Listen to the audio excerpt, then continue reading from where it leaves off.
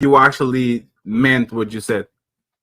It's Yeah, just no. hypothetical by being anger, but you Yeah. wouldn't say it anyway. Yeah. So when I'm angry, I'm the opposite of other people. I get quiet and go somewhere else. Like some people, like people response to anger is different. Mine is just to be dead silent because I'm about to snap.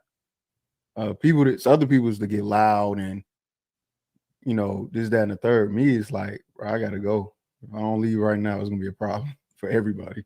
So here's what I'll do. I'll just leave.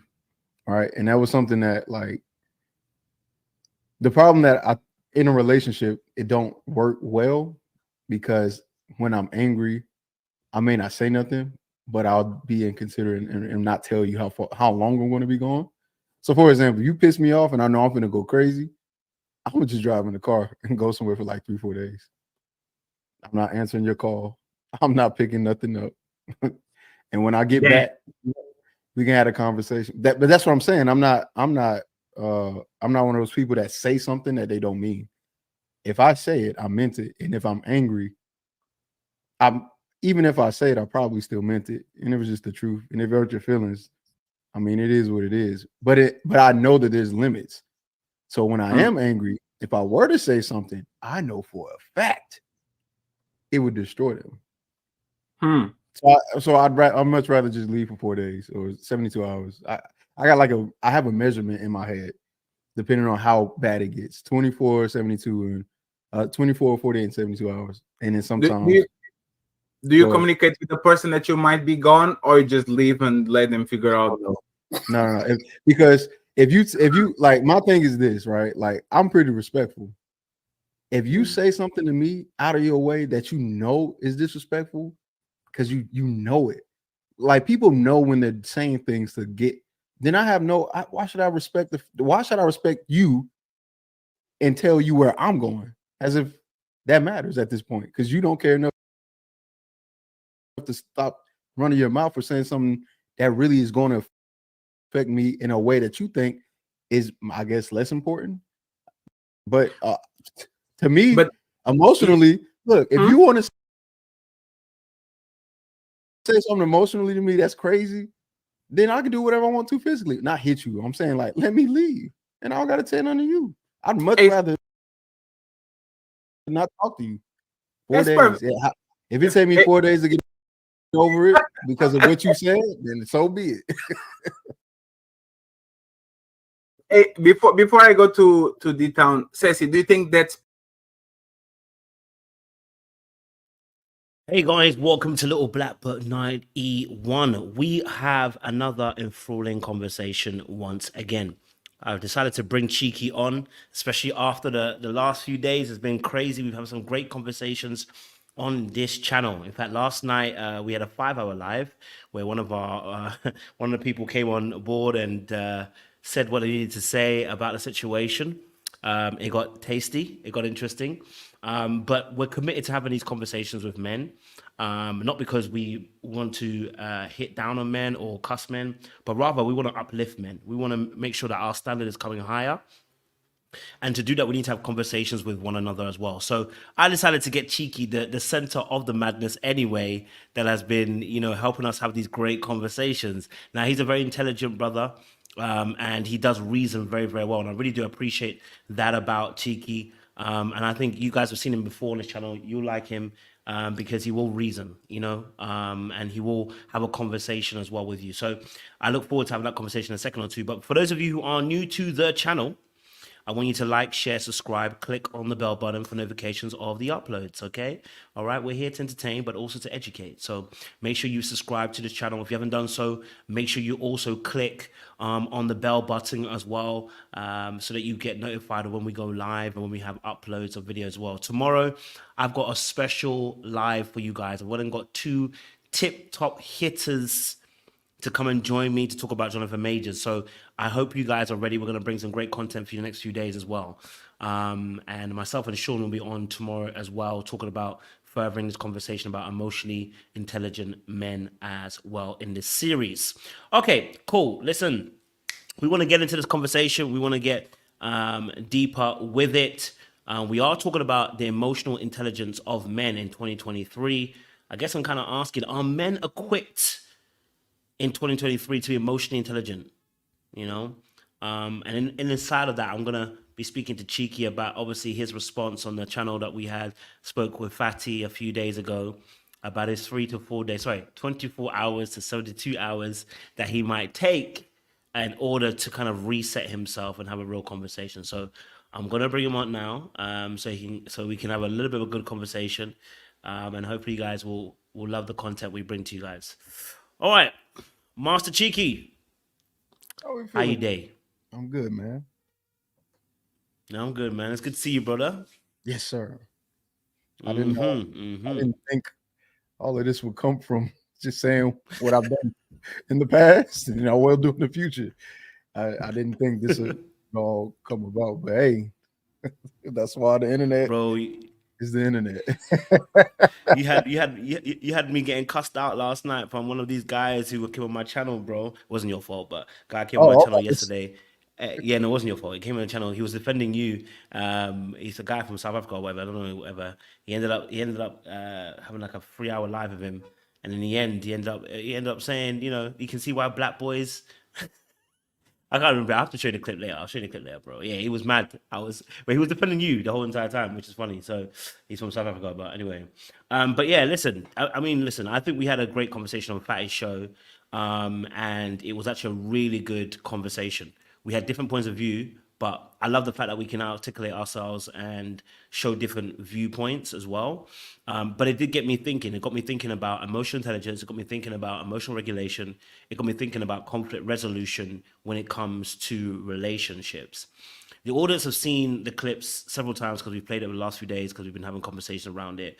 I want to get your perspective before we go anywhere else, just to be able to understand. So if you can give us your perspective on that conversation, the very beginning when you mentioned about 24 to 72 hours in terms of, you know, you needing time to process what's happened, I would love to hear your perspective, and kind of just bring us into your world and your mindset as to why that came into conversation at the time.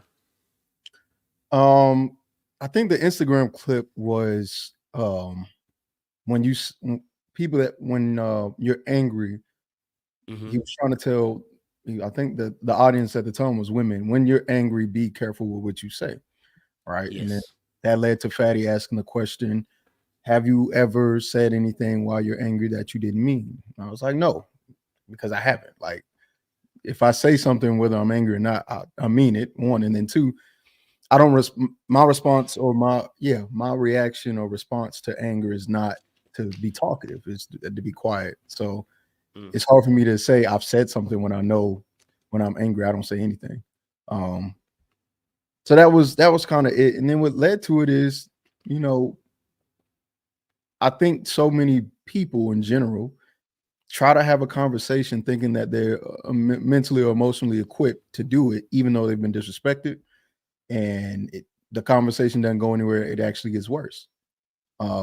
Me personally, I don't do that. I know my limits. I know their limits typically when I'm dealing with people, depending on their response. And I make the decision I think best suits for both of us, but mainly me, because in that situation, I'm thinking more about me than I am them. I'm the one that's been disrespected. I'm the victim. They're the perp. So I don't care about what they think sometimes. And I think that's fair. Okay. I hear that. Yeah, you're right. The clip was on about people saying stuff when they're angry in the moment. And that led to then the conversation. So obviously you mentioned something which was really interesting. You said that in the moment, person says something, it's disrespectful. And in that moment for you, you can't, like I said, you when someone says something to you, it's almost as if that you can't, you're not thinking about trying to reason with that person. You're thinking about just kind of separating yourself in a sense. It's more so intentionality. So people say things all the time that may hurt somebody's feeling. I don't get upset about that. All right. Like if you say something, I can, like you were saying, I'm reasonable enough to go, you probably didn't mean it like that. So I'm willing to sit and understand what you meant by it. But when I know you're trying to do it, right, which is what I said in the video, when I know you're trying to do it because your intent behind doing this is to intentionally hurt me in this way, then there's no conversation to be had. When you're not in a position mentally to think about me because you're doing this to hurt me, and I'm not in a position to sit here and think that I can handle what you're doing to me and respond in some balanced way. I know me. I know you. I'm not doing it. I'm gonna take off, and then I'm gonna disappear. And what disappear means for me is go have a conversation with my dad or go have a conversation with friends. So I could tell them about the situation and go, hey, this is what happened. Am I overreacting? Is this response legitimate, or am I overdoing it, or whatever the case may be? And more times than not, my response to things matches what has happened or what is done. So it's not unreasonable, especially when the person that committed the act, when I know y'all was saying don't let women stew, don't women do this, that, whatever. You only make the situation worse. Hasn't been my experience. There's been nothing to negate my response to that particular thing, besides, of course, people and their ideas. And I'm not mad at it. Like, have your own opinion, express it. Me, I don't mind you guys talking about things like that. So yeah, that's my thoughts about it. So, and I actually agree. I agreed with you on the time in terms of the needing to separate yourself from the person. I think I had an issue when, for instance, when you said there's no conversation to be had, I'm out, and it could take between 24 to 72 hours to even get a response back to the person, because you're not going to be picking up their calls, you're not picking up their messages, you're going to be literally isolated. I took issue with that. Yeah. Now, obviously, going back over that conversation, do you still hold that premise of that between 24 to 72 hours, whatever, and no communication? No, I still hold it. I hold it because, again, I'm only speaking from my experience, and I think that's gotten me the best results. Now, of course, our audience is mixed between male and female. So women are going to say and think one thing, and of course, they're not going to think about what was said, what happened. They're just going to think you didn't talk to me for however long. And of course, and then there are men that share that opinion as well. But then there are men that's like, yeah, why should this level of consideration even be thought of when you're being totally inconsiderate and intentionally evil, right? Nobody asked for, and I know this is extreme, and I used it in the review I did. Nobody asked when a woman is saved or whatever the case, how does the guy who committed that, nobody goes, is he okay? When he says I do these amount of years, I'm doing this amount of time because of what I've done, nobody goes, well, what about him? Like, no, it's you're the person who committed the wrong. Stop asking the person that committed the wrong or the victim to really consider anything about you when you're intentionally doing evil. I can't do that. So yeah, I don't think it's fair. And that's I believe in fairness. I don't believe in one-sided anything. No, let's be fair about it. If you don't want to be fair, then don't worry about it. So do you not also take into consideration potentially that, let's say someone has a moment, they bring up something from the past. Yes, they're trying to hurt you. But do you not take into consideration that people make mistakes and people are obviously, do sometimes have a slip? We can do irrational things, even as rational people. We can have an irrational moment. Yes, I factor that in, but I also factor in my moments of wanting to be irrational and stopping myself out of love. Right? If you don't have enough love to stop yourself from doing some things to me, stop expecting me to have enough love for you to consider you. It doesn't make sense. Right? And within those 4 days or 1 day or 2 days, that's what I'm considering. What just happened, I consider to be wrong. Am I done? Right? Those are questions that come up during that time process and stuff like that. And that should come up. Just like for example, if I start talking about men cheating with women, there's I'm done. You can't do that to me. Well, he slipped up. He made a mistake. He fell into lust. Where's the grace? again, people very very selective of what they want to show grace for, especially when they think they're the ones that should receive it. I'm not like that. If I mess up and the woman that I'm with decides, hey, in that moment when I say something intentionally to hurt her, she disappears, I'm not gonna get upset. Reason why I'm not gonna get upset, because I understand that. And to me, I would do the same thing. It's fair. I accept that as the consequence, not the pun. It's not a punishment, but I accept it as a consequence of me being inconsiderate and being evil in my intention. Because you don't mistakenly try to intentionally hurt somebody. There's a difference between murder and manslaughter for a reason. It's intent. But would you place cheating on the same level as the person intentionally saying something to hurt you, though? Would you put those on the equal Okay, plane? so let me add, yes, I would. But how about this? I accidentally hit her in the face. Mm-hmm. Fine. We'll do something more comparable according to studies, right? Yeah. They say emotional abuse or what's it called? When you speak, verbal abuse is equivalent Verbal to abuse, yeah. So let's switch it up. I accidentally punched you in your face. Let's not do cheating. Let me make a one-on-one comparison.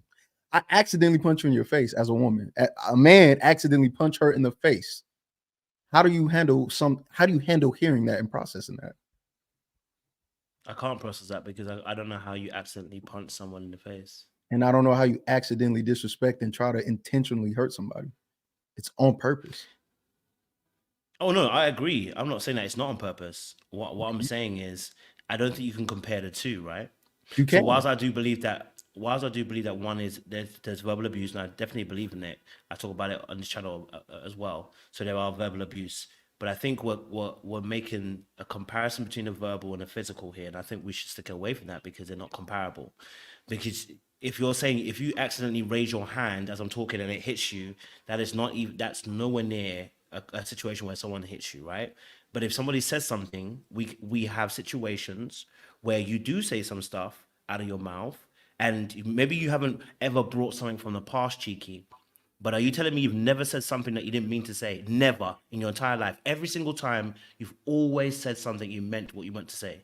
It came out perfect as you wanted it to come out. No, that wasn't a question. You're changing the question, but I don't mind answering that. The question or my stance isn't you saying something you didn't mean to say. You're saying something to intentionally hurt me. That's what I said. Okay. Intent matters. Like, again, I'm not unreasonable. In a moment where I don't think you're trying to hurt me and it's evident that you're not, in the sense of we're just having a conversation and it gets heated and you don't bring up something that I told you in privacy, whatever the case may be, I can rationalize that by going, she's upset. That makes sense. But there are certain things you can put intent to because of the nature of the conversation or the nature of what was being said. And that is where I made that's where I said that's when those days come in. That's when I have to figure that out. There's a difference. So I didn't say just out of nowhere. I said fair. intent, because intent matters. That's fair. I can all that. So obviously the person says something on purpose to try and hurt you, right? They are in the wrong. I agree with that. They're in the wrong. Why do you feel that? And maybe I should stick it towards the actual conversation. What we're talking about, and I kind of took you left. I apologize. Why do you feel like then in that situation you don't? And it's not that you owe the other person, but rather as a best practice. Why don't you feel like even? And my point originally was that why don't you say to a person, "Hey, look, you know what? You said some foul stuff right now. I need to separate myself from this particular place. I'm gonna take a few days to process what's just happened." Why can't that be the conversation in this instance? Because that, unfortunately, that makes it still a conversation. When you say something like that with intent, there is no conversation. I'm not trying to talk. I don't want to talk, nor do you, apparently. And so it's time for me to go. It's much better for actions to be pursued, or not pursued, but to follow through, than words. Because a lot of people, and in that same show, Fatty has said as well, right? He clarified, but he's also said that men boundaries get crossed all the time. And you know what they do? They tell her don't do it again. They eat their vagina and then they get back in a relationship. That's what he said. I'm not that kind of man. And I think that's a fallacy for men to do that. So as a person who follows through with what they say or what they're going to do, because again, this is all, I would tell a woman beforehand, look, don't do these things because it'll result into this, right? I'm just going to leave. This is if you get in a relationship with me, you know this about me. I am not going to do the whole back and forth. You say something extremely foul that I know is intentionally harmful and you're trying to hurt me. There's no conversation. I'm leaving. I'll be back when I'm back. And if you don't want to be together when I'm gone, that's fine too. I've already come to that conclusion. That may not be the best for us to be together. So either way it goes, it works. At least for me. So contextually for the situation, let's say this is the first time this has ever happened. It's the first time this has ever happened in a situation in your relationship, because we haven't ever determined that this is a regular occurrence. This is a one-time offer and one-time situation that has been said. And you're saying that at that point, because I think I get a little bit confused because it's almost sound like you're gonna leave, and I'm like, I think that's why I get a little bit confused. So one time offer, this happens. It's an argument you guys are having. She gets angry, says something foul out of her mouth, brings the past of, like you gave an example, says something very, very foul or whatever, right? Yeah, like the example I gave is, yeah, like for example, I think I said, hey, if my dad just died, and you said blah blah blah, and that's why your dad this, and he just passed. Yeah, that's like, I don't care if that's your first time doing it. I may break up with you or I may not. I need time to console and think, hey, look, this was just said. I need to process it. I need to bring it to men and some women get involved. Bring it to men or people I trust. What do you guys think? This is what I'm thinking right now. Am I being a little too extreme? Blah, blah, blah. And in that time period, the results are the results. The result may be, hey, we're done. After the 4 days, we're done. Or the results may be, hey, this is a first offense. Maybe you don't understand how painful that was, but now I can have the conversation about it. So I hear that. So, but you see how you got the two options, right? You could leave, or you may come back and have a conversation, right? After 4 days. What's stopping you from being able to have a conversation in between? And the conversation doesn't have to be long. It doesn't even have to be a conversation, because conversations back and forth. Why can't there be, like I said, at the time when you're leaving, or even if you've left, and sending a text to say to the person, I'm going to take a couple of days out to process what's just been said and what you've done. Because I feel like what you just said to me. Yeah. Yeah. I get what you're saying, because I don't see that person in those moments. I'm not seeing that person as a partner, because partners don't do that. I'm seeing this person as a potential enemy, depending on whether or not they are is being determined. That's the problem. Like if somebody did something to me and I perceive it as intentionally evil, I don't see you as somebody I show grace to. I don't see you as somebody that I show love and wanting to be around and build a family. I don't see you as that, right? I see you as an enemy almost. Well, no, I'm not going to almost. I see you as an enemy. And now I need to figure out whether or not what you did is worthy for you to stay in that area, right? Like if, for example, and again, it is a one-on-one comparison, no matter what y'all say. If I hit a woman out of anger because I'm angry, and that's what happens when I get angry, because that's the excuse used for verbal abuse. I'm angry, so I say what I said, and I'm sorry. So let me do the same thing. I hit a woman because I'm angry, and I just can't control my fists when I get.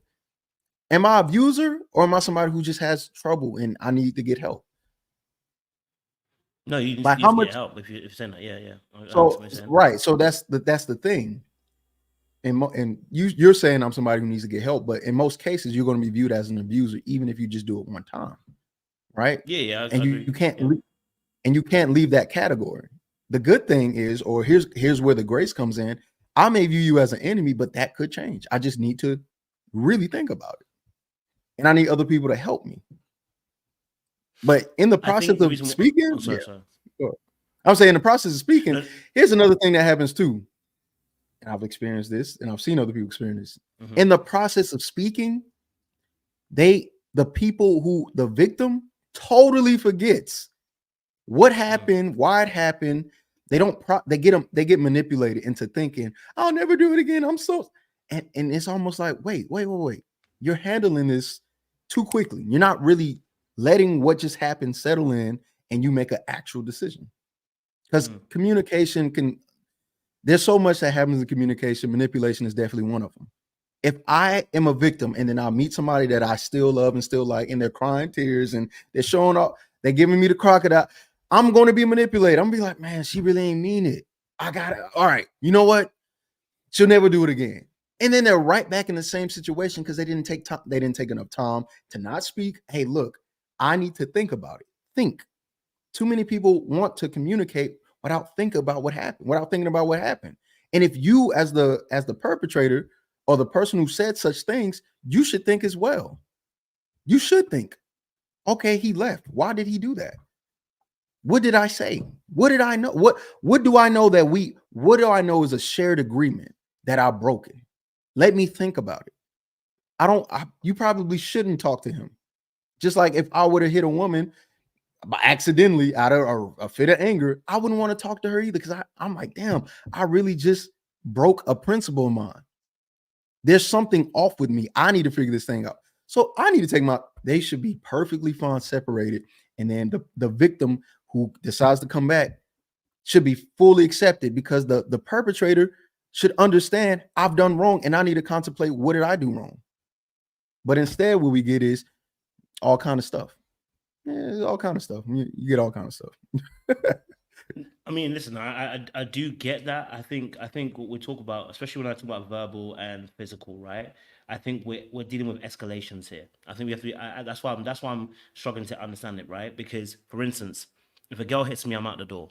I don't mind explaining and say, listen, look, I'll tell you from the very beginning, jump. This don't work for me. Physical. The moment you raise your hands to me, I'm out the door. I'm off. Right? I don't play with that game. I think there's no need to. Right? Because for it to get physical, so you put your hands on me, for me is an escalation. For you to say something foul out your mouth, for me personally, right, is something that anybody can get into a situation and say. Right? Now, of course, I believe that most of us are much more regulated and we can actually handle what we say. And I agree with you. The thing that person said is very foul.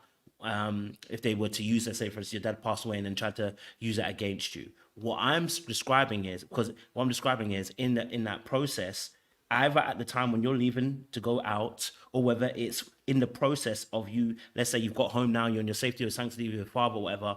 Why is there not a conversation? Why is there, wrong word. Why is there not a text, a message? Even if that person's an enemy, you're thinking about potentially coming back. So, you haven't fully even left. You're going to think about it. So there should be a conversation in between that time. And you're blocking the person from also conversating with you because you said that they can't text you. You're not going to pick up the call. You're not going to message them back. So you're actually blocking them from even talking back to you at the same time too. That's why it sounds like a punishment rather than actually you saying, I need time to go and contemplate what's actually happening when there's no communication at all with that person. Wait, so, and I'm not blocking them from, like, you can send a text, doesn't mean I'll read it or respond to it or whatever the case may be. One, and then two, it is a process, right? You do realize that there are some people that sit and go to jail before their court hearing for their trial. Doesn't mean that they're guilty. There's a process. You have to wait until all evidence, all of that happens, and then you get your verdict. Perfect example. Just happened with what's his name? Jonathan Majors. Man was out and about because he's on a flight. These things that we implement in our justice system. Just because you've been convicted of a crime or you've been convicted of something doesn't necessarily mean you're fully guilty, although you may be in a holding cell, although you may do this and third. Once you get the trial, which the trial for me would be, hey, I'm having a conversation with other people. I'm having a conversation about, what I think I want to do, what should I do? That's the trial period.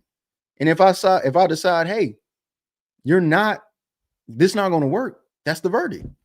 And the punishment is me not being with you anymore. The punishment is not me being separated from you. That's not my punishment. So it's a punishment.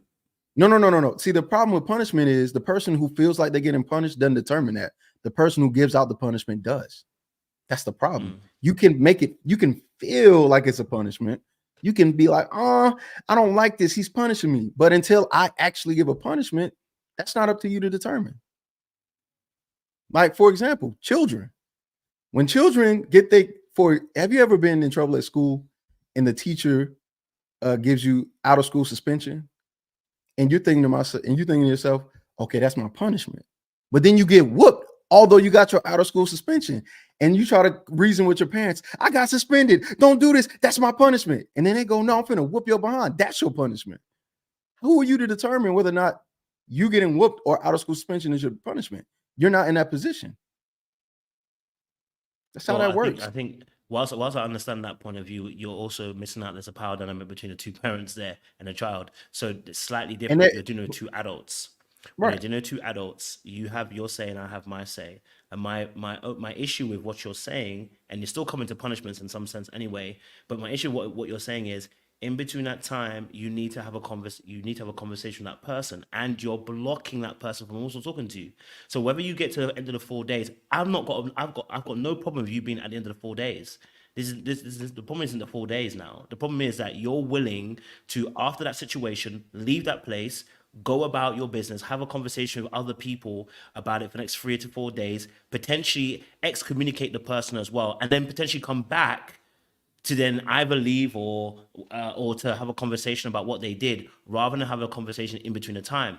And what I'm saying is that actually starts to exasperate a relationship. Let's say you go back to that relationship, that's going to exasperate the relationship. That's going to tear some fabrics of trust on both sides, right? She was wrong.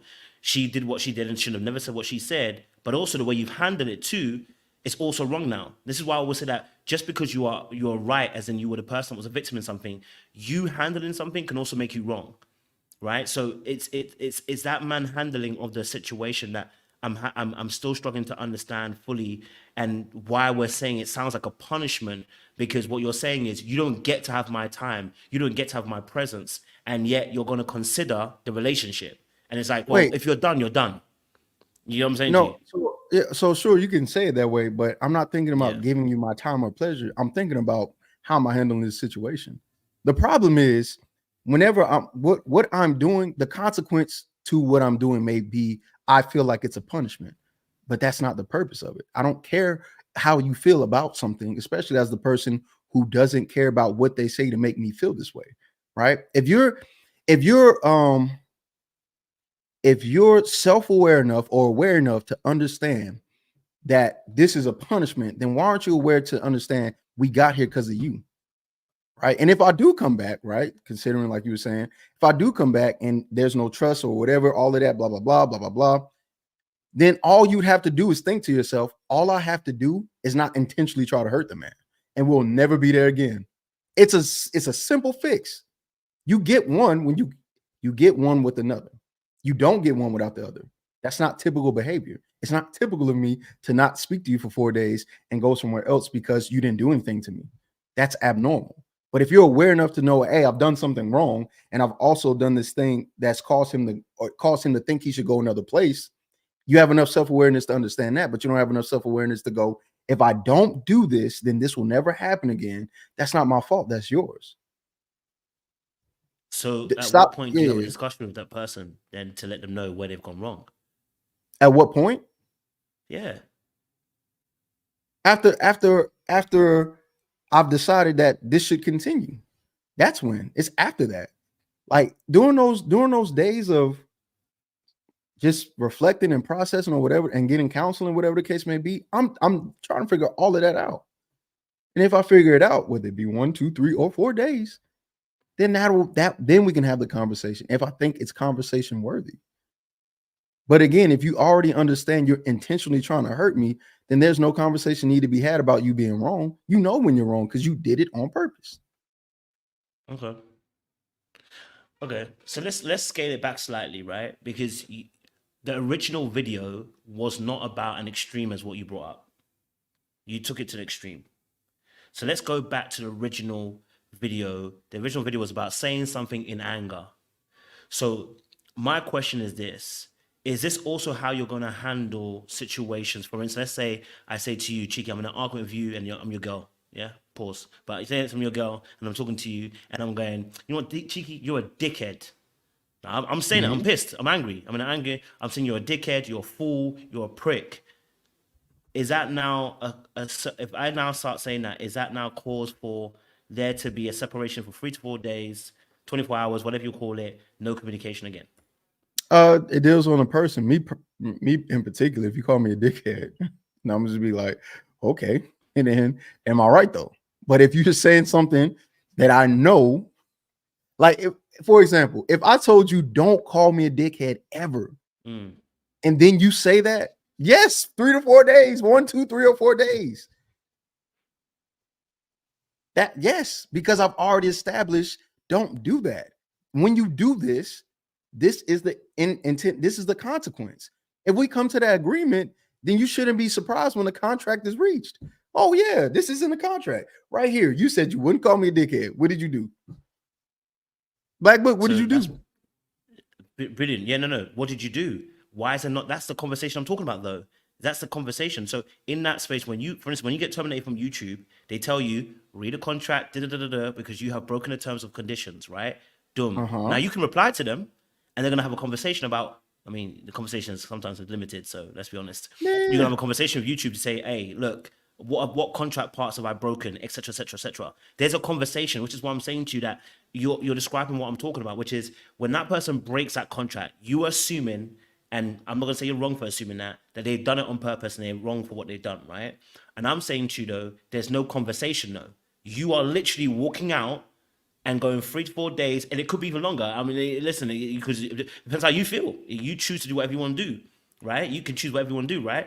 And so it could even be longer. And at that point, I'm asking the question is, but there's no form of communication with that person. There's communication on your end in terms of you and elders and stuff like that, and friends and family, but there's no communication with the person who actually broke the contract with you. So you actually leave that person in a space of limbo. Just that's what I'm trying to say to you. So if you don't let that person... Yeah. How's it fine when you give an example, which is that the person will say, you've broken the terms of contract, and yet you're not even having that conversation? Right. The reason why it's fine is because it's not up to the person who's broken the contract to determine when they can have the conversation or if they should have the conversation. It's not on you. It's very arrogant or very selfish or very narcissistic for the person who broke the contract to think that now you have to communicate with me because you have to.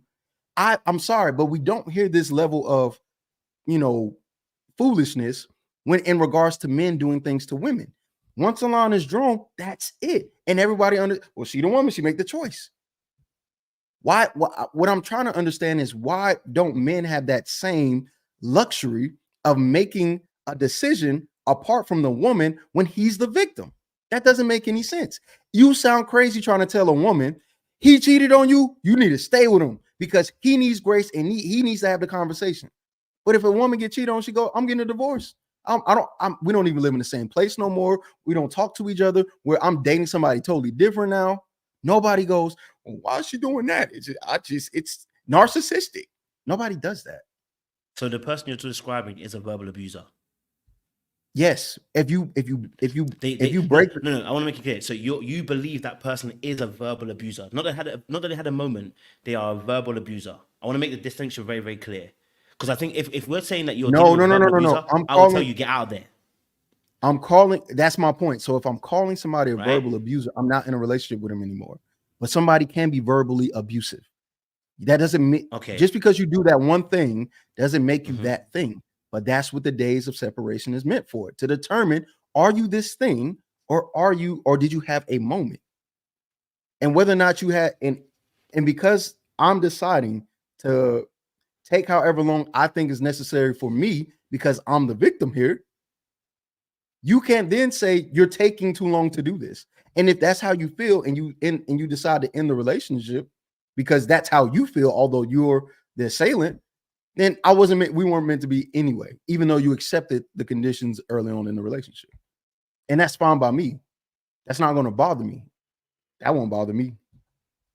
Okay, so before we move it to the length of time in terms of time, my focal point here is not the length of time. Let's focus specifically on what I'm talking about, which is there is no communication. The length of time, let's leave that aside for now.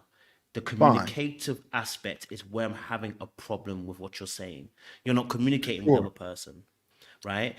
You're hurt by what you're saying, and I'm saying to you that if in that situation where you describe that person has had a verbal abusive moment, you don't class them as a verbal abuser. That's completely different now. You're saying that person's had a verbal abusive moment. Why is there no communication in between? Because that person's having a verbal abusive moment, not that they're a verbal abuser. Right. The reason why is because I'm a human being. And just because the end result may be you're not a verbal abuser, the end result, even though that end result may be you're not a verbal abuser, in my mind, I may still think of you in that way. I don't understand why am I not, or why, I just don't understand this. We don't do this with women. Why is it that I have to Who said we don't do process this with things? women? We don't Who's not tell doing it? When we don't do tell when do we do that? Not do we it with don't women? tell women. Let me finish. We don't tell women that the person that assaulted them in any form or way has to continue communication after a certain amount of days. We don't do Well, that. let's make don't say assault, because I think we have to make it very clear. If you're talking about a verbal abuse and the person saying something to you that was Either way nasty, it let's stick goes. to that.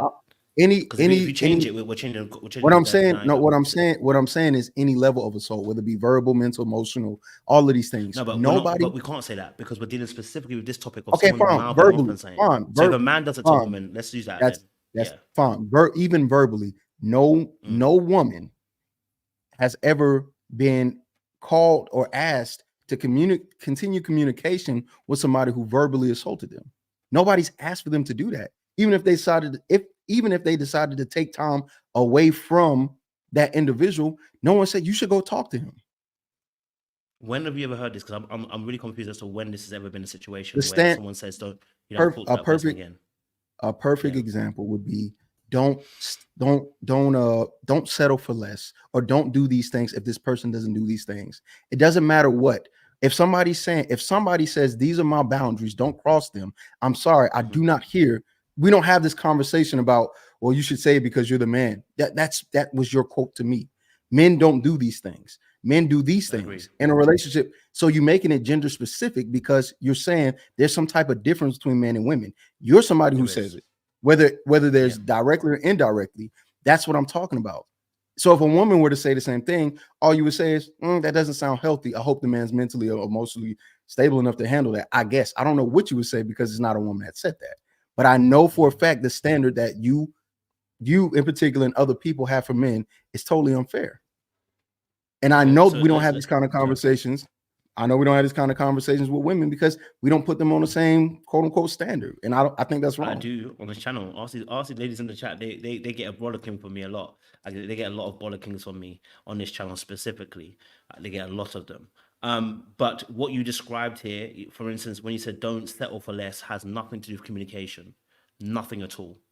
It's not even comparable. When we say don't settle for less, it's got nothing to do with you can't communicate in that moment.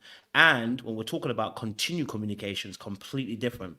Continued communication, it's not what I asked for. What I said was, why can't you let the person know, hey, I'm going to need some time to vacate the situation and go and settle and process the thought process, because potentially you might come back, right? So that's what I said. And then I said, okay, fine enough. Maybe in an immediate moment, it's too hot, it's too heavy, get out of there, right? Why can't there be a text to say, hey, I'm taking a couple of days out because what you said to me was inappropriate. I think it was verbally abusive, and I don't want to deal with a situation like that. That is what I said about having communication. That's literally what I said. All right, and fine, you can say that. Don't settle for less. And that's fine. That's up to the person to determine that. You can't say I'm wrong for determining I don't want to speak to somebody who just verbally assaulted me. You can't do that. You have no right to. You're not that person. You don't have their feelings. You don't have their emotions. You don't have their mental capacity. You don't have any of the things that is necessary for somebody to make the decision besides an advice or something you think should be a certain way. You can't tell that.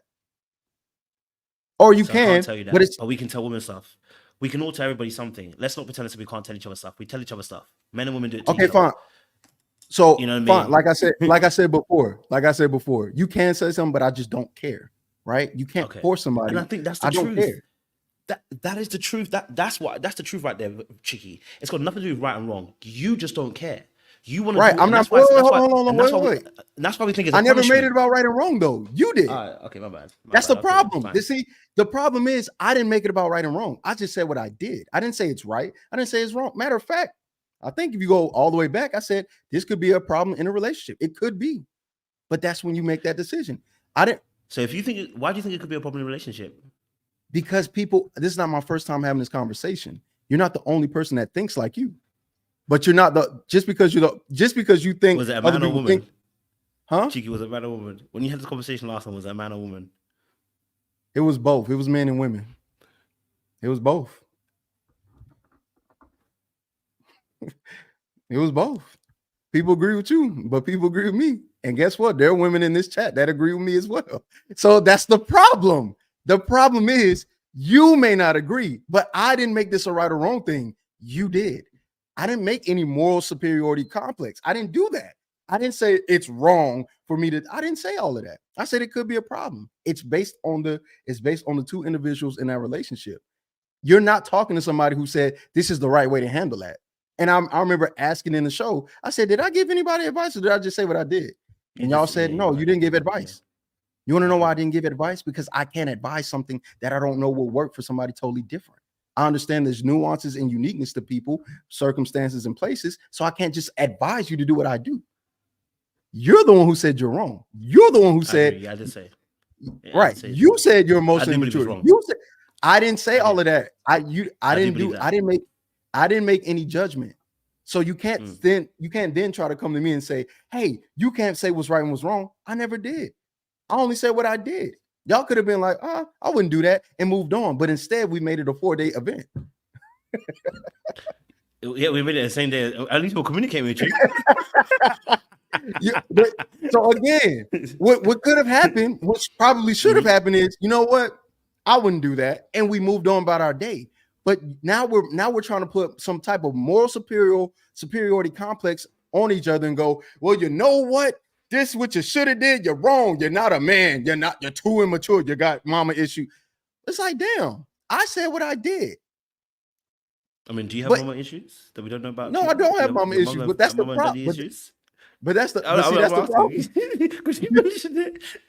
You see, little black book. That's the problem. I just make a general. Huh? I'm just asking, isn't it? Is that maybe And I'm answering no. I don't have. Oh, cool. I don't have mother and daddy issues. As a matter of fact, I have my own daddy issues, so I know my own daddy issues. So that's what I'm trying to say. So I know I have my own. No, I have good parents, and they actually trust me when I tell you, both my parents are aware of every situation I get in regards to dating and a conflict because I trust them. I trust them to give me good information, so I don't have any issues with either of my parents. So people, again, here we go again. People keep trying to project their issues onto somebody because they said something they don't like. I've never made any judgments about your decisions. If you decide you want to stay there because you think you can talk it through, that's good for you because you know you, and I trust you to know yourself. Why am I then gonna go, you just a simp because you want to sit there and talk with your girl after she disrespects you? That's you, buddy. What do I care? That's your relationship. The only thing I would do is, hey, look, if it was me, I wouldn't do that. But you know you and you know her. Do you think I would ask questions? I wouldn't give advice. That's what you do when you're counseling people. You don't tell them what to do. You ask questions. But people don't know what counseling looks like because they got mom and dad issues. It's not my fault. Y'all don't know y'all parents. Sorry. Take it up with God. Don't try to bring it to me because you're a woman who want to be disrespectful and then get away with saying it because he got mama issues. No, you just don't know your mom or your dad. You a little bastard. I'm sorry. So, but you just did the exact same thing. You told us not to. You want to know why I did it? You see how it works? It happened to me first. Hey, little black book. Hey, you see how it works? It happened to me first. Stop doing this. But you see how you can come out of pocket real quick? This is what I'm trying to say to you. This is why grace is also needed. No, I came out of pocket too. I'm not saying you're the one. I'm saying, but you see how that that's a little cheeky comment. You know exactly what you were doing when you said that comment. Yes, same way I knew what I was doing when I said my little comment. That's what I'm saying. How quickly it can get it's that space. You see how quickly it can get out of pocket. Now we're not gonna take no offense from it. We know each other, so we like to banter that way, right? Yeah. But I'm saying that again that. Because even when you brought up, for instance, going to the elders and in terms of like the situation. For you, okay, let me give me a perspective. So is this how you saw conflict handled to be able to handle? Because I know I have my own ways of handling stuff which is wrong, and I can tell you straight up, there's certain things that I handle things wrong. I've said it to the audience before. I've disappeared for 3 or 4 days when there's an argument happening, or I don't talk, I don't answer messages, and maybe I'm projecting, but I know what you're talking about because I used to do it. That thing where someone hurts me and then I go, I'm going to separate myself from you and take whatever time I do it. You just kind of spruced it up by adding, I'm going to talk to elders and people around me. But the reality is you've not communicated with that person for 3 to 4 days. Okay. You've left them to it. Okay. And you're saying, you should know what you've done to me. And that's essentially what you're actually saying in the sense that you should know what you've done to me. You should know how you've hurt me. And the reality of the situation is, I'm talking about general principle. I'm not talking about you actually said that. I'm saying as a general principle, if you take what you're saying, even though I know the extreme of what the person said is, essentially the general principle is you should know what you said to me, and therefore I know that I'm going to take my time and I'm going to stew on what I need to stew on, and it doesn't matter what you feel like at the moment, because at the end of the day you hurt me, right? And so you can stew on that and do whatever you need to do, but I'm going to separate for the next 3 or 4 days, and I'm just going to do whatever I need to do. And if we're talking about relationships, that's what I'm saying. If we're talking about how trying to have healthy relationships, sometimes we take L's. Sometimes we take L's, but the whole point is we're serving the relationship. And sometimes that means you take an L. It sometimes means that even though you're the one that's been offended, how do you make sure the relationship's able to stay stable? Is by ensuring certain principles take place. Now, you said already that you may not stay in that relationship, so I understand that. So I'm not gonna try to dispute that. I'm just kind of saying that in the sense of that when you're thinking about this relationship, the general principle is that you are separating yourself from another person, and you expect another person just to know exactly what they said, even though you know that they used something from the past against you. You know what I'm saying to you, right? Because I've had arguments like this before with a girlfriend before.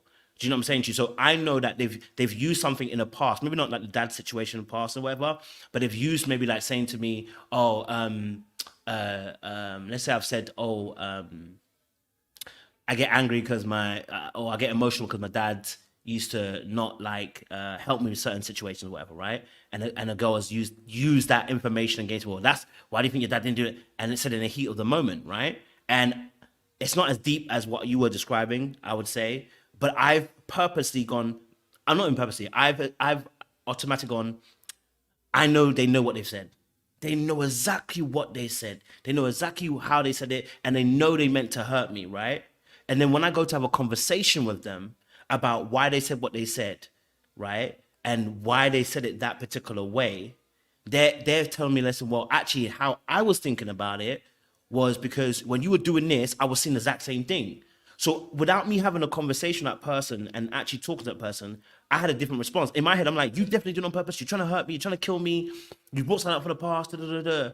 But when you get to speak to the person, they also have another perspective. Do you know what I'm saying to you? So I'm not saying you're wrong for leaving, by the way. This is not the conversation we're having about leaving. Yeah. No, you've explained it 3 times. You explained it on the show because you made it clear on the show. It's the communication aspect. And I've explained why I can't do that. The reason why I can't do it is because I ruminate on what you said. And I can't have a conversation with you if I'm ruminating on what you said, because then I can't start the conversation with a clear whiteboard. That's suggested. If you're going to have a talk, it's suggested that hey, let's put that to the side. And if I can't do that, then I can't do it. I did that. I explained that. And that's also why the counselor comes in as well, because some people actually have been on the opposite person's side and go, you know what? How do you know she meant that? You know, again, these things, all of these things happen with counseling. It's not a one-sided thing. When you get counseling, they take the position of the other person and become their advocate, which is why if you have good parents and your girlfriend or ex or whatever and they were familiar with her, they could provide a better perspective that you could hear from them because they're not the ones that committed said issue. Yeah. That's why I could go back and go, you know what? This is what I heard. You tell me if this is right. Are they right on this? Tell me what happened. But if you think I'm going to do that, well, when I'm hearing in my head, the last thing you said to me, playing through my head, going to sleep on, like, no, absolutely not. I'm mature enough to know I can't do that. So I'm not going to ask you to do that. My thing, again, this is where I think you're asking me to say here, this is where I'm at. I'll be back 2 days, 3 days. Yes, just that. Why is that so hard? It may not be hard for you, but it's hard for me. The reason being is because I don't see people the same way. Okay. So then now we're getting somewhere. Okay, so you don't see them the same way. Where does this thought process come from? Is this what you saw? Is that how you were taught? Is this how you saw relationships with your parents? Like, tell me where this is coming from. To understand where you're coming from. It comes from life experience and standards. Okay. Because you have a certain standard for friends, family, and relationship. There are certain things that you expect other people to do. For example, if you were to commit some kind of devious act against me, Kojo, I wouldn't be like, oh, damn. I'd be like, it's Kojo. He don't know. We don't have that same relationship. We don't have established boundaries. We haven't established the standard of friendship. I haven't been there, I haven't done a lot of things for him, so I can understand and respect that, right? Because the relationship is not there. But when we have standards, when we have boundaries, when we both agreed that we would try to do things, you don't act or operate like the enemy or opposition. I expect that from enemies and random people. I don't expect that from family. Because guess what? Family members have done this. I haven't talked to them in 3 years. I have a whole song about it. This is the standard that I have for people that I trust and I love. Don't cross that boundary, because I don't do it with you. And if I do with you and you were to respond in that way, then I understand. I'm not upset about it. And when you're ready to talk, I respect it, and I respect what's going on. That's the problem.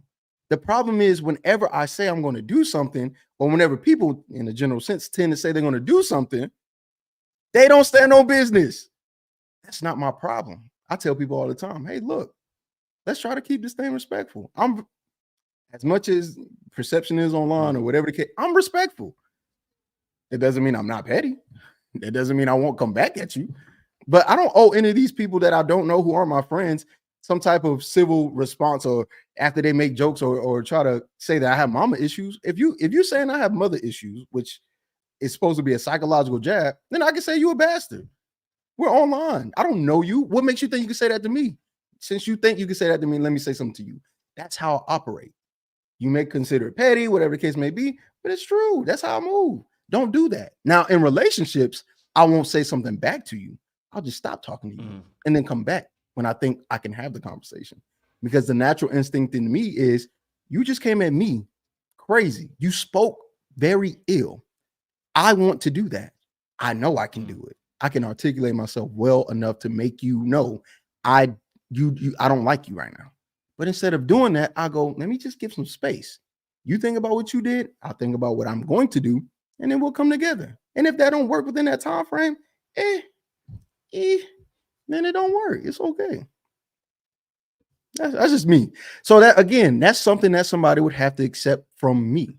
If they don't want to accept it, that's fine. It's not as if I'm asking every woman to be in a relationship with me. I'm not.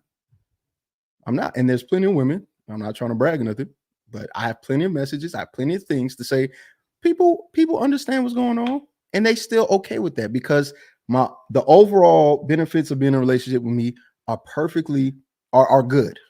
They'll accept that flaw, or what y'all would consider a flaw, because the benefits outweigh the rest of those flaws. The only thing they have to do is just not say something crazy. And I think a lot of women can do that. I've seen it. I've experienced it. I've experienced women be totally upset and decide, I can't have this conversation right now, because they don't want to say something disrespectful. And then once that's done, then we can have a conversation, because you know what? You're right. Did I say something? Why couldn't you have it? Did I say something? You did. Okay, well, I didn't know.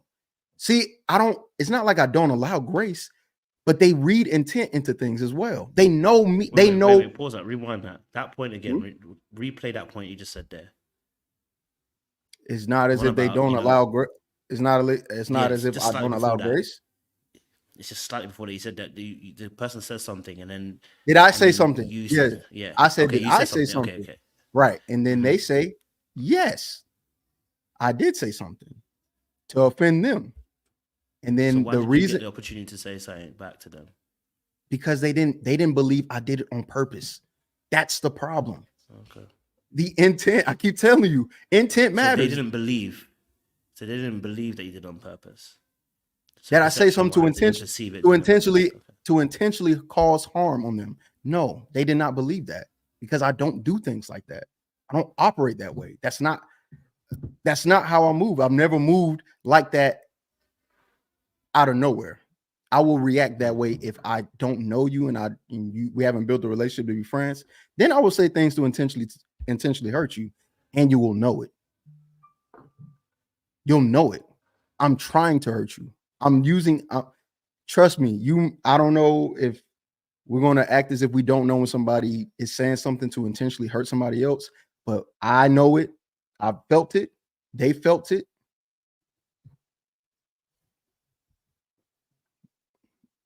So if that People person know. does something to say to hurt you on purpose, why even have a deliberation about potentially coming back, potentially even think about coming back if they've done it on purpose?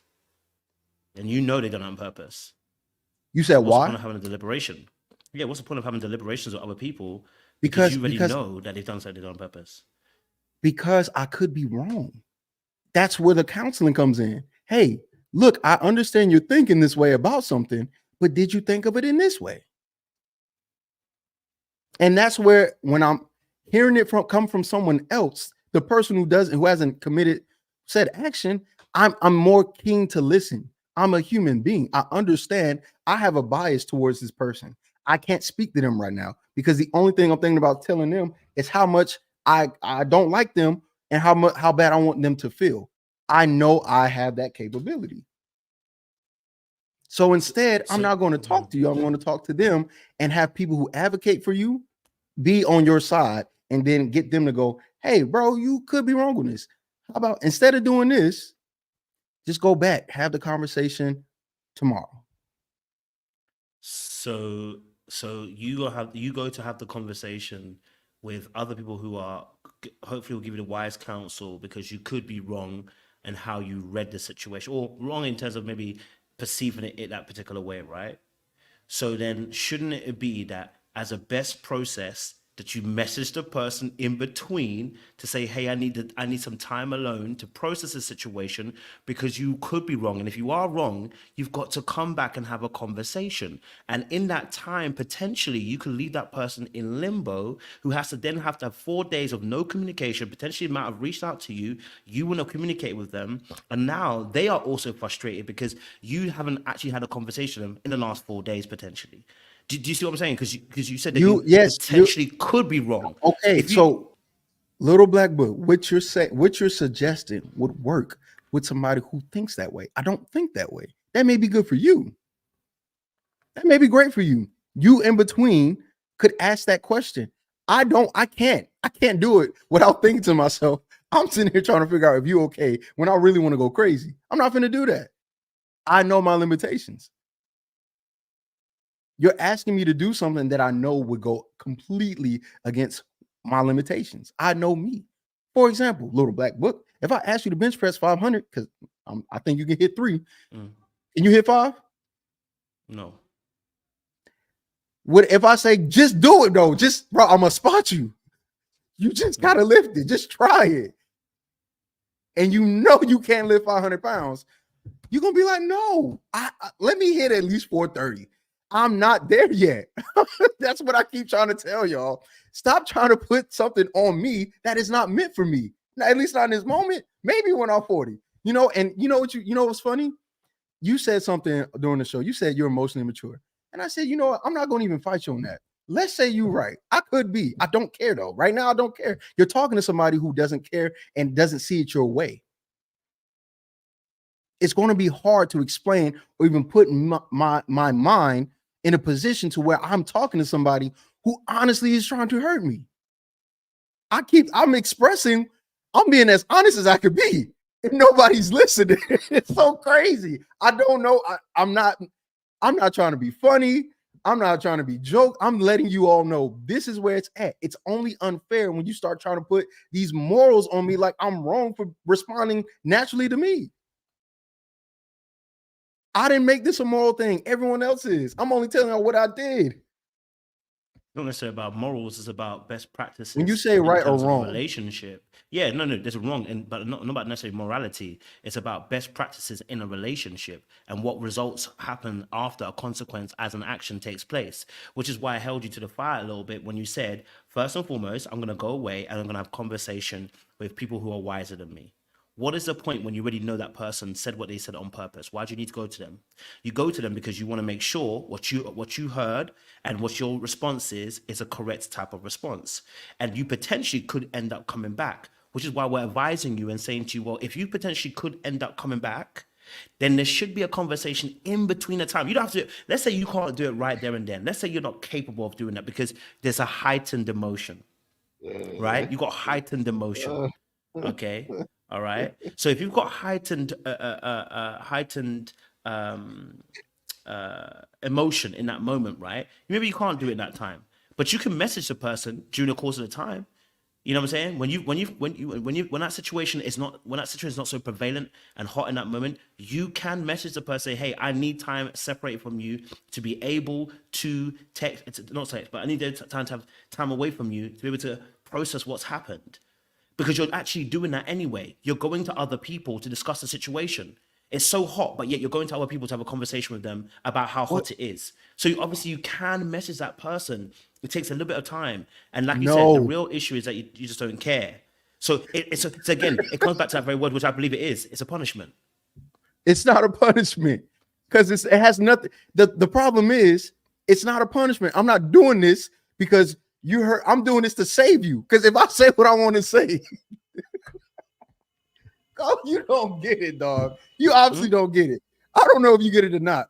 But when you know you can play the same psychological, mental, and emotional game and do it better, it's best for you not to say anything at all. How do you know you're not still playing the psychological game by walking away and not saying anything? Because I'm not doing that for that purpose. See, and that's the problem. You're putting intent on me. When you say I'm doing it for that reason, I keep telling you I'm not. I know why I'm doing intent on the girl that said what she said. You said you put I'm putting intent on the person who committed the crime. Yes, absolutely. That is what court is for. If they never did it, we wouldn't have to worry about this. If they never did it, we wouldn't have to worry about this. I don't understand what I wouldn't have to say you got intent. So if we're going to keep playing this thing, if we were never born, we never had relationships. It's about keep playing this thing. You just need to. What are you saying? Come on, what's going on? If I was never born, we never had a relationship. Like, how far you want to go? If dinosaurs didn't exist, there wouldn't be a prehistoric period. Like, if Earth wasn't here, we'd all be straight. Like, what are we saying? Come on, man. Like, don't do this. Go, Joe, dog.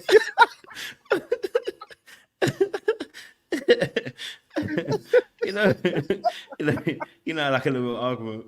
All right, okay. Let me ask you a question. Okay, let me ask you this question then. So, like, okay, so how when you say, let's say you go to your parents, right? Let's say you go to your mom and your dad, whatever, right? Because I want to understand where it's coming from. So, and I'm not talking about trauma. I'm not talking about anything like that. I'm talking about where it's coming from. So, is this how you've seen your parents handle situations? If somebody was to get disrespectful, this is what they mean. Is this a principle that your dad's passed down to you or mom's passed down to you about how you handle situations? No. Because I'm trying to figure out where the origin of this thought process is actually coming from. Because it's not an original thought, by the way. This is not an original thought. What you're talking about is not an original thought. I've had the same thought, so it's not original.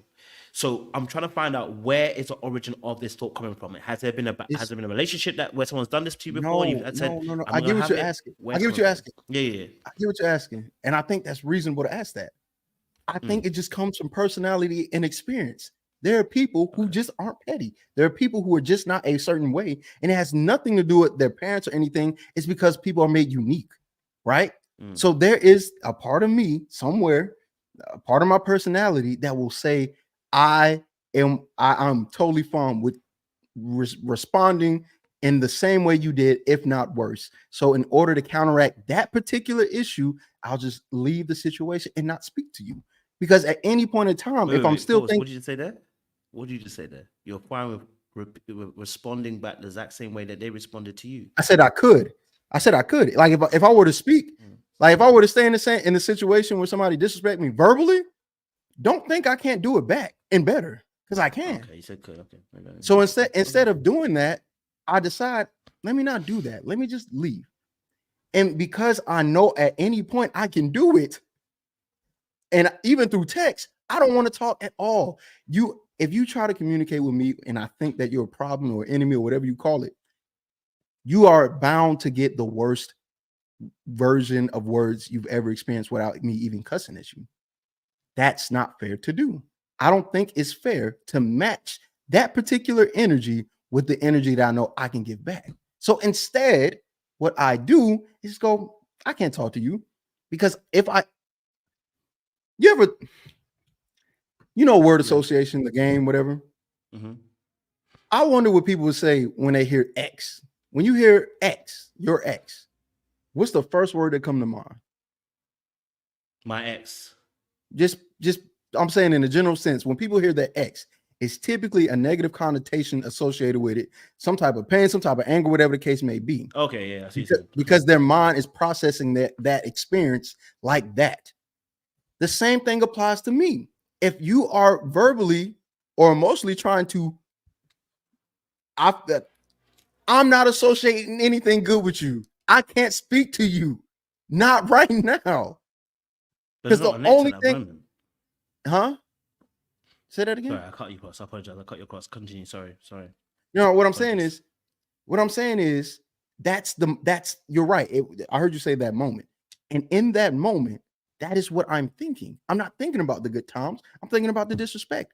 I'm a human being. That's how things work sometimes. Some human beings are better than others. Others, when it comes to that particular mindset and frame, I know where I'm at. I know when you disrespect me, and I believe it to be intentional, right? Based off of what you said and the context in which you say it, I can't talk to you because the only thing I'm thinking about is it's time for war. You can't ask a warrior not to go to war if that's all he knows. But do you hear the words that you're saying? Yes. Don't act like an enemy. That's my words. Stop. Don't act like an enemy with a warrior. It's not good. So how would you treat your enemy? I would never talk to them.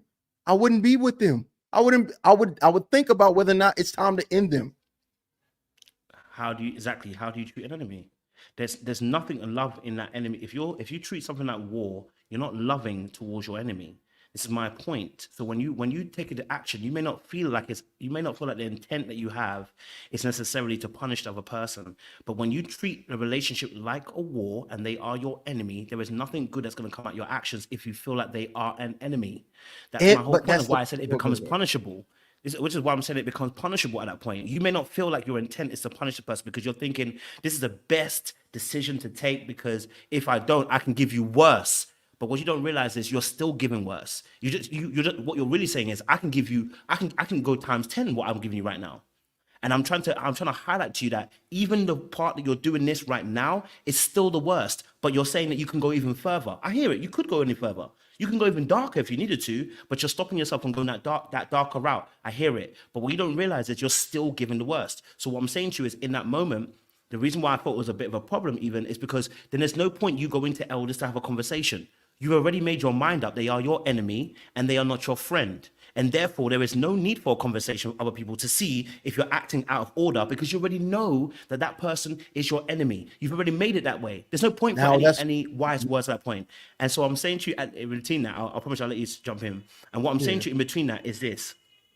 Then if you take that perspective and say that they're an enemy, you're at war with them, the moment that they say what they said, right? Then fine. You know what? You're just going to go off. You're going to do whatever you're going to do. Then there's no point in having a conversation with somebody who's wise to find out whether your reaction to the situation or whether they've said what they've said is not that deep because you've already made up in your mind that they are an enemy. You've already made a judgment on what they've said, that what they've done is wrong and it's already boxed in. Do you get what I'm saying to you? But that's the problem. I haven't made the determination completely. I may think that way. I may think, but you have they're your enemy. No, if you say but that you're now an enemy, I think about you differently. That's the problem. Go on. But the problem is they may not be an enemy. That's what the counseling is for. That's what the counseling is for. Just because you think something doesn't mean that it's been determined that. If somebody does that and I believe it to be intentful, I may go, I think this person be an enemy. But before I make the call to push the button, and the button is whatever it is, before I push the button, let me make sure I'm not tripping. You've already pressed it. No. That's the problem. You have. No. Stop. No. If you say you can't message the person because they're an enemy, you've already pressed the button. Crazy. That's so crazy. Just because somebody no, it's not. Just because somebody feels like it's the button. Just because somebody feels like it's the button doesn't mean that it is actually the button. The problem is you as the assailant cannot keep telling somebody exactly what something is or what something isn't. And if we come to an agreement in the relationship, don't do this thing because it results in this, and you agree to that, then that means you understand what's going on. If you say I have abandonment issues, and I'm gonna tell you real quick, don't get with me then, because if you do something crazy or you say something out your mouth, I'm gonna have to leave you. That's what the beginning of the relationship is for. So if I communicate this in the beginning and you agree to it, and you communicate your boundaries in the beginning, and I don't ever cross them, but yet you want to cross me, what do you think should happen? Then I can respond what I think is necessary that I already said was going to happen in the very beginning. Stop saying I'm pushing the button because your button is pushed, but you didn't think about what button you push when you try to come at me for my dead dad. But I'm not saying that. I'm not saying about their button. I'm talking about your button. Let's walk through this, Cheeky. What you said, and you can correct me at each point. You said the person says something foul and they're off point. Yeah, they say something foul and off point. You said the reason why you can't communicate with that person in that moment is because you now see them as an enemy. You now see them. You've changed your perspective of how you see them. Did you not say that? Yes. So you've already determined at that point that that person's an enemy. That's why you're saying, I now see you as an enemy. But what you're now telling me is you're going to also have conversations with people who are wise, family members and that, who are going to potentially have a conversation with you, and potentially you might not see that person as an enemy because it might not necessarily, it might not be necessarily how you saw it previously. Is that correct to say? No, because the question is this: can perception change? Absolutely. Absolutely. So if perception can change contingent on the experience or words of somebody else, why can't it change back to a positive thing? If it's subject to, so that's why if I say I may see them as an enemy, but they're not, that means that that means their perception, my perception of them can change back to what it was. It all depends on the conversation that's being had. So you can't say I'm saying I see them as an enemy, and that's objectively true, and there's no way that'll ever change, because that's not true. You're not giving any nuance to what I didn't say you did. Change. No, you did. I didn't say what you said was you see that person as an enemy, so there's no reason to have any. There's no reason to have any counseling, right? Yes. Which means that change is not variant. That means it's consistent. It's constant. Otherwise, why would you say that? Oh, okay. So what's your reasoning? Right. Go ahead. So, What's the reason? I like to play 4-word tricks when we're playing, for Connect 4. The reason why I said that is because when you decide to make a decision at the moment where you told us you cannot communicate with that person, you told us the reason why you can't communicate with that person in that moment is because you've now changed your perception. It's irrelevant whether your perception is going to change later on or not, because you're taking an action right now in that moment determined by your perception of the person. You think they are an enemy, whether you possibly think they are or not possibly, whatever. You've made a decision based upon the fact that you see them as now an enemy in that immediate moment. Due to that, you've made a decision to also say, I'm not going to communicate, because why would I communicate with somebody, i.e., quote unquote, it's someone who I see as an enemy. I can't communicate with you right now. So you have made a decision and the button has been pressed. Can you reverse it? Yes, but you've already pressed the button, which is why I'm saying to you, before you press the button and go away, choose best practice. Communicate with the person, say, I need some time alone. You can't determine what the button is, what pressing the button is for me. It's a button, it's not the button. Yeah, but that's the problem. That's the problem. I didn't press that button. That's the issue. You couldn't do it. No, pause. I didn't press the button. That's the problem. You're saying making the decision to even leave and go get some counseling from other people is me pressing the button. No, you're not communicating. Okay, that's part of it. That's all part of the entire thing. What? Okay, let's walk slow. Why couldn't you communicate? What was the reason why you couldn't communicate? You said there's a reason why. You told us a reason. Mm-hmm. I gave 3 reasons, or 2 really. Yeah. So the first one is I can't do that without wanting to say something back to you. That's the first reason. I'm not trying to hurt your feelings. I'm not trying to do what you just did to me. That's fair. First. And then the second thing is I don't know who you are. I don't know if you're a friend or enemy. That's the problem. I don't know. Right now I'm seeing you as an enemy. I don't want to hurt you, and I'm seeing you as an enemy. There's 2 reasons why it's not happening. Mm-hmm. Those are the 2 reasons. I don't know. Mm-hmm. I know me. And I know my first thing is you just said something foul. It's my turn. But I know, hey, look, instead of doing that, probably best to separate yourself. Second thing is only evil people will do this to me. Like, because I don't do this to you. Mind you, with intent. Mind you, with intent. All of that matters. Yep. With intent. I need to go separate myself because I don't know who you are right now. I don't know who I'm being right now. I don't know where you stand. Mm-hmm. So with that being the case, I get counseling, and that's fair. Mm-hmm. Mm. That's fair. I hear that. But do you not see what you're telling us though? You're making an action of not communicating based upon how you perceive the person to now be to you. If you didn't see them as an enemy, would you communicate with them? If I saw them, would I communicate with them? Yeah. Say If that you didn't see again? them as an enemy, if you didn't see the person as an enemy, would you communicate with them? Not in the same context. No, I wouldn't. Not in a relationship. I wouldn't. So you No. wouldn't do this if you didn't see if you didn't see them as an enemy, you still wouldn't communicate. If I saw them no, because we wouldn't have a relationship. Now we wouldn't be the same. I still talk to exes and whatnot, but it is not the Sorry, same. my bad. Sorry, it's my bad. I put it wrongly towards you, bro. Sorry, my bad. You're in a relationship, you have an argument, but you don't see them as an enemy after that argument. Would you communicate with them? After the argument? No, because Yeah. if you have an argument, no. If the argument hasn't crossed any boundaries, then it's just an argument. That's different. It's just an argument. Or If no let's say one's they said something like I said about earlier on, they said you're a dickhead, or they said something.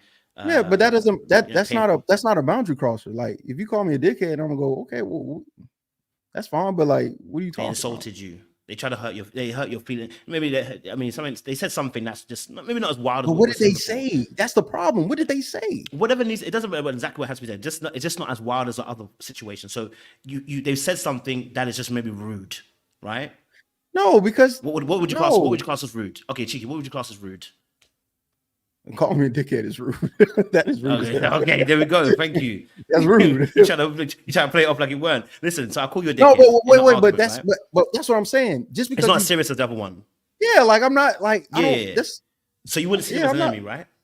no. No. Okay. So now, would the person be afforded a conversation in that moment? It depends. Because then I would tell them you're going somewhere I don't think you should go. Okay. So you'd have a Like conversation. if they call me a dickhead, I'm like, all right, chill, because this could go left. I need you to chill out. And they keep going. And there's a second one because conversations escalate. It never just starts off with your dad's dead. Your dad's dead. I agree. So what I'm saying is, I'm willing to have the conversation up until that point, and I'm always the one that's giving the warnings. Like, yo, I didn't say nothing crazy to you. Why are you talking to me crazy? I agree. So it's not about comparing the two. I don't want to compare the two. They're not comparable. This is We're going through the process, right? It's about how you handle when your perception of the person changes, right? So what I'm trying to highlight to you is when the person isn't an enemy, you are more likely to communicate with that person. Yes. Right? You'd have a conversation. You're not going to disappear for 4 days. No. Because it's not reasonable to just disappear after a conversation that's still within the bounds of the boundary. Yeah, that's crazy. Okay, so the person breaks your boundary and they say some foul stuff, right?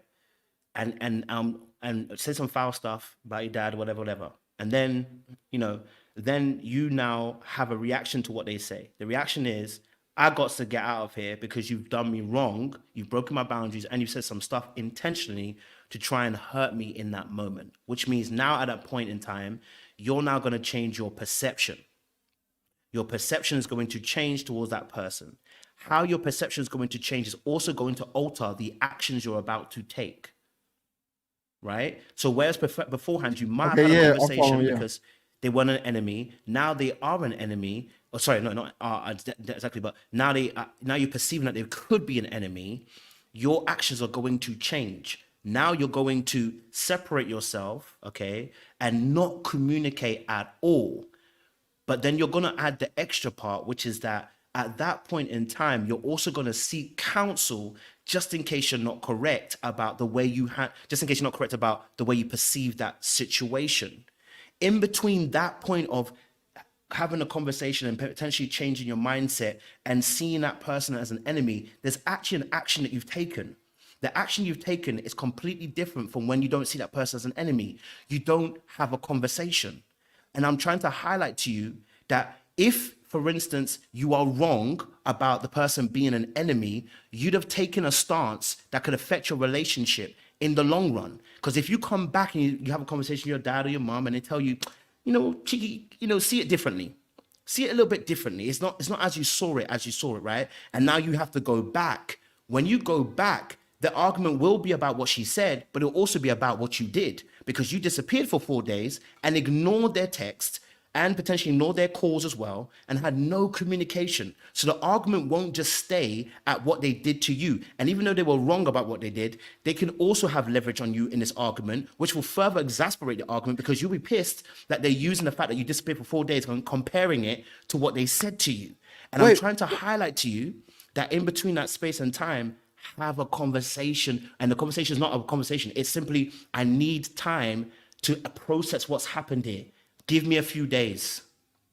That's it. Because if you do come back, you're in trouble. Wait, no. I'm not in trouble. I'm not in trouble for that. That's the problem. Okay. All of this would be a problem if it wasn't said forehand before the relationship. That's what I'm saying. There's some level of agreement. When you get into a relationship, people tend to ask you, "Hey, how are you? What did you do in your life? How you move? How do you operate?"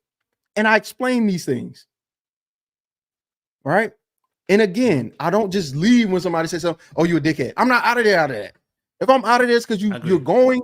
So what I'm saying is, if I continue during that conversation, during that moment, going, "Hey, yo, this about to go left," and you just calm down a little bit. You don't, and you go and you get. Then because we've had this conversation from the very beginning, and it's not my fault if you don't remember and you don't listen to what I say in the beginning, because I remember and listen to everything you told me. I know you don't like this certain thing. You want to know why I don't do it? Because you don't like it. I know you ain't like this certain thing. You know why I ain't do it? Because you don't like it. If I'm taking the consideration and love and restraint to not do these things to you out of respect for you and your boundaries, then I'm expecting the same thing, especially when I give you opportunity. When I give you the opportunity, when you go, "Hey, don't you call me dickhead?" I mean, I'm not cool with it, but it's nothing crazy. And then you go again, it's starting to get left. And then you finally say the thing, "I'm out." You knew this was coming.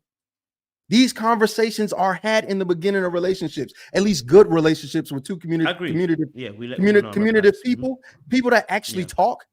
In the beginning stages, especially for months, this is not a one-date thing. You do this over time. You do check-ins. You get more frequent check-ins the earlier the relationship, and later you get more comfortable. I know what I'm talking about because I've actually been in a relationship, right?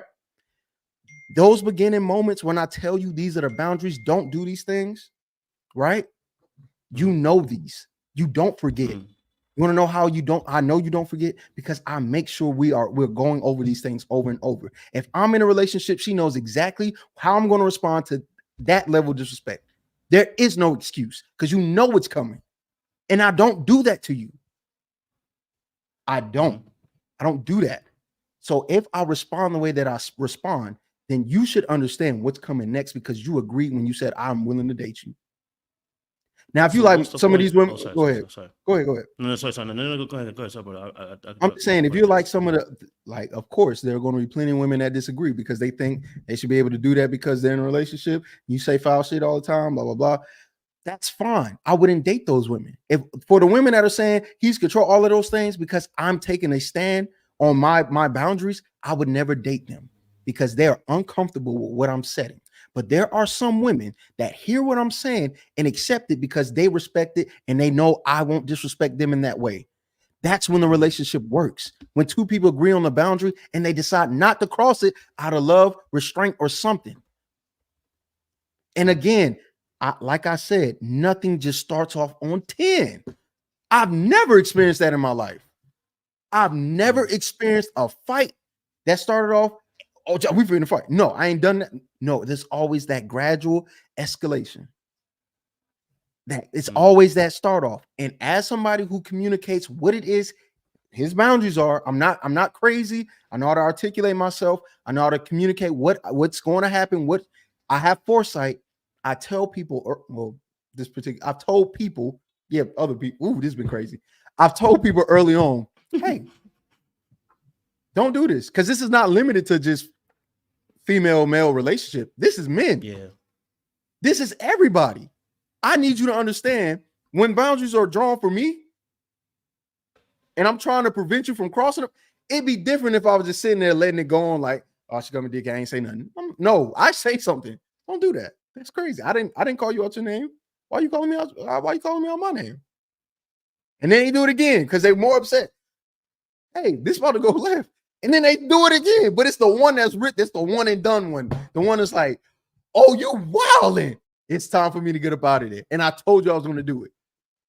That is so, to me, that is so fair. That is fair. I gave you warning. I try to have the conversation. I keep telling you exactly. I tell you when the markers are escalating, and I'm keeping my cool because I'm realizing, hey, you have emotions. Hey, this may be tense for you. I'm not understanding.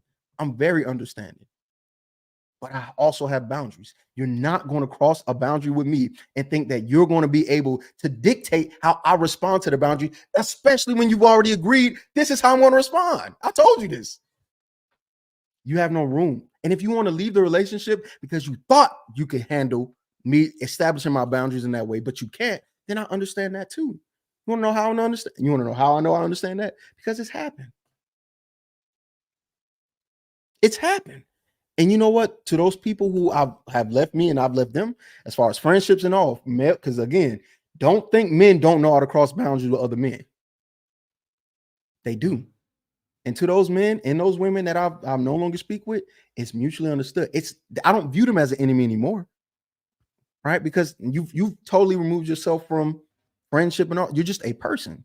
I don't view the everyday person walking around as an enemy. So my standard for them is totally different. So if somebody call me a dickhead in the street, I'm be like, yeah, you don't know me. Of course you're gonna call me a dickhead.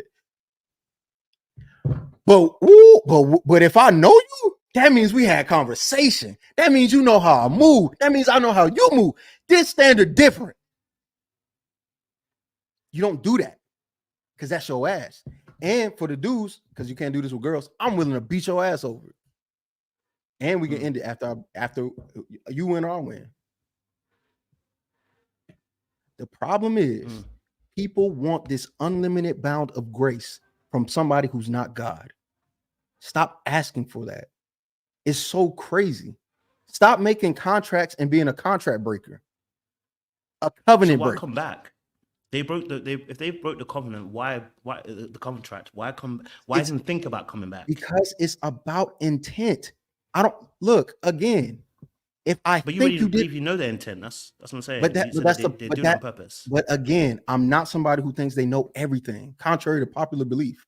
I'm willing to give the entire situation my wrong, their wrong, and go, what do you think?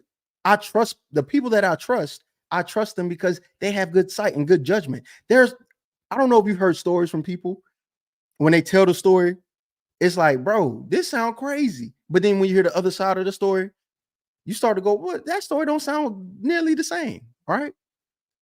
I'm willing to do both to give the overall set. Look, I could see what she saw here. I can see if maybe I said this, maybe this, but I'm missing the other stuff.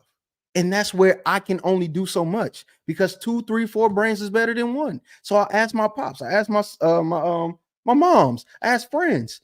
Look, this is how I see this. Give me the best reason why this may have happened and where I could be wrong. Because that's literally what I do on the internet all day. I'm doing it right now with you. I'm not saying my position is right, but I'm not saying it's wrong either. You're the one that's telling me it's wrong for these reasons, and I'm hearing you and I'm listening to you. And the more we're having conversation, the more it makes sense. Some certain things, not all things. You're still going to disagree about the whole communication thing, but that's how conversations go. That's how counseling works. And you're not trying to be a counselor to me, but you are in a sense, right? So again, what I'm doing with you, I do with people I trust. I'm sharing a part of how these things happen, how these things transpire, not because I'm afraid of being wrong, because I don't care. Because more than likely, I'm not going to be in a relationship with any of these people in the comments. You cool as hell, but you in the UK, I'm not going to fly there. Yeah, I know. So I was like, bro, I'm not going. Come on, man. Just come on. So I mean, listen. Look, we agree. Like I said, we agree on a majority of the talking points that we're talking about, right? Yeah. And I think, as you've highlighted it more, I think most people are getting more understanding, right? So, like I was trying to say to you is that if you go away, you never come back, we'd understand, right? You've gone away, you don't come back. You've laid out Yeah. you If established your that's what boundaries you from the do, very beginning, right? But now I'm trying to highlight that if you do come back, you've got more than the issue of the original situation now going to be at hand. What's also going to be at play, and that's why I'm trying to say that about best practice. Okay, so maybe I shouldn't say wrong, but I should say that there's going to be further issues that you're going to have to deal with.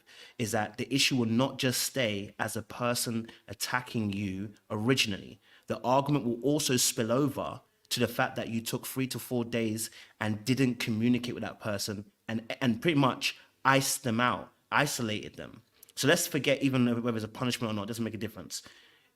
What I'm trying to highlight to you is that when you come back, if you go and you get the counsel and the counsel says it wasn't that bad, you can go back, and you go back to that situation, the argument escalates not only from just the fact that now the person said what they said, but the person now also goes, well, you took 3 to 4 days. I don't know where you were, what you were doing, right? I'm also hurt now by what you done. And guess what's going to happen?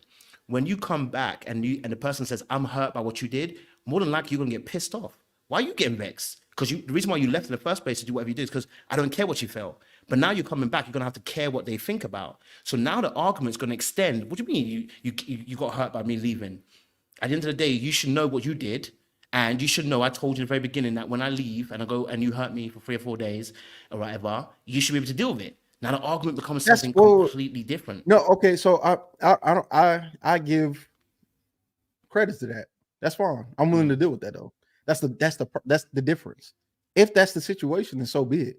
But when I've done those, whenever I've been in those situations where when I've come back or whatever the case may be, they were honest enough to go, you know what? After thinking about it, I did say that for this reason, but I've already calmed down and accepted. Hey, you know what? Maybe they didn't.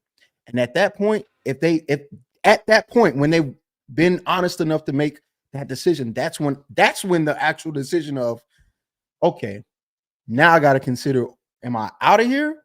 Or is this overall thing, do I believe this person can change?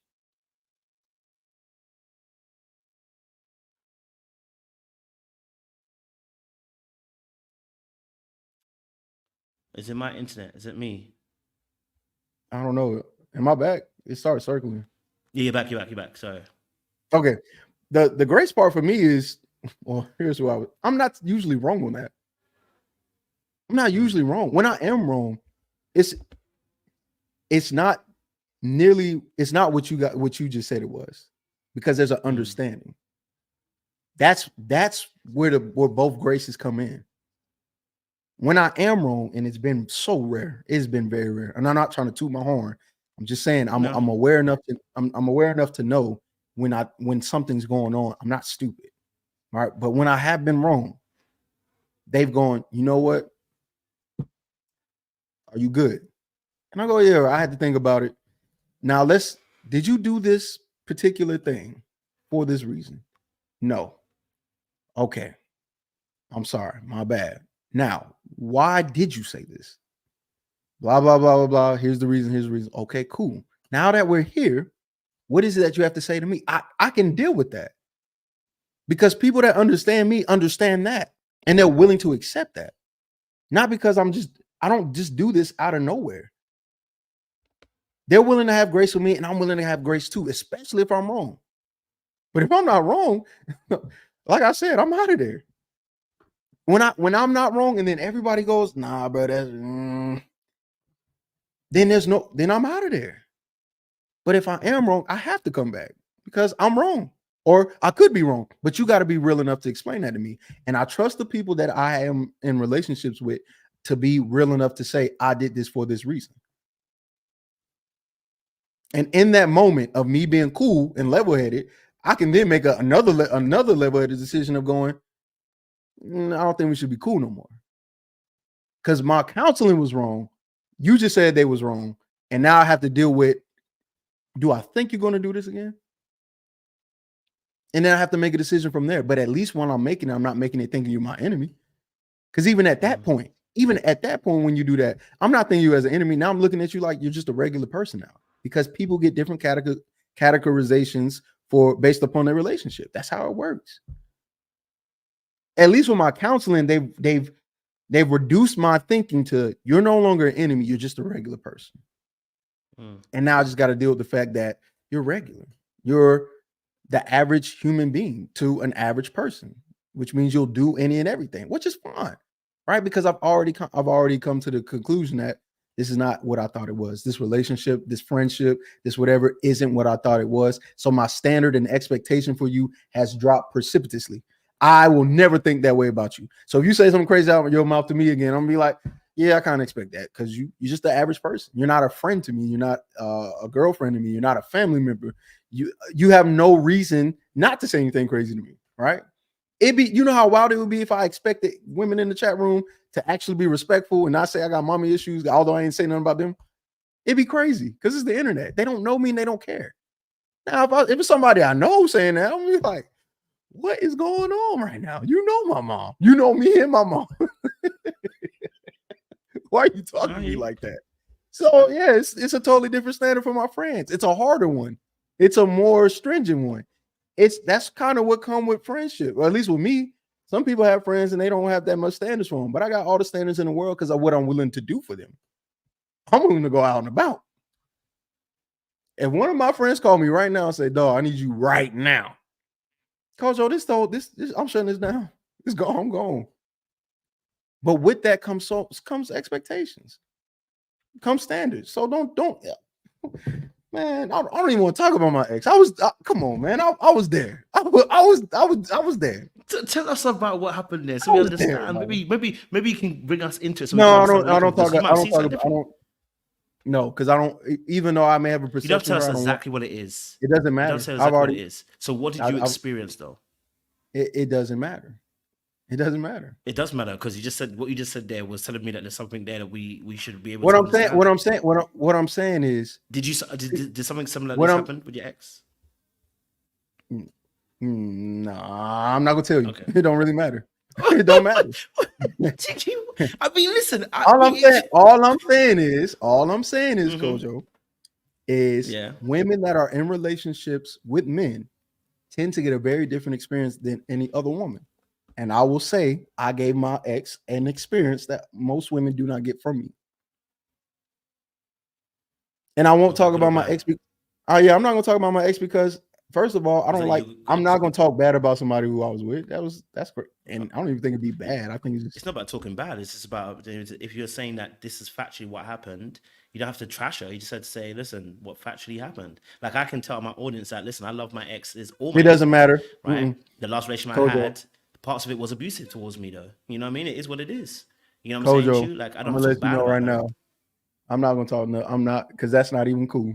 I'm not talking about my ex on the internet. Because even if y'all don't know who it is, she may know who she is, and I'm not trying to know. She was a good girlfriend. It just didn't work out. So were you the bad one? That's what I'm asking. Nobody was bad. Why somebody gotta be bad? It's the way you said that she was good. She was good. So no. All I said was the way I treated her. I didn't say she was bad or anything. I said the way I treated my ex, and then I stopped. Yeah. Because the way I treated her, I think I treated her well. Okay. That doesn't mean that I didn't do anything bad, because I could have did something bad that caused the relationship to end. But you won't know because I'm not going to tell you. Oh, that's crazy. I'm not going to talk about our business. What your mistakes you made? What mistakes you made? Some of the mistakes I made. Some of the mistakes I made. Yeah, some of the mistakes that I made was not talking on the internet. What you thought you gonna give me with that? Come on, dog. Come on, Coach.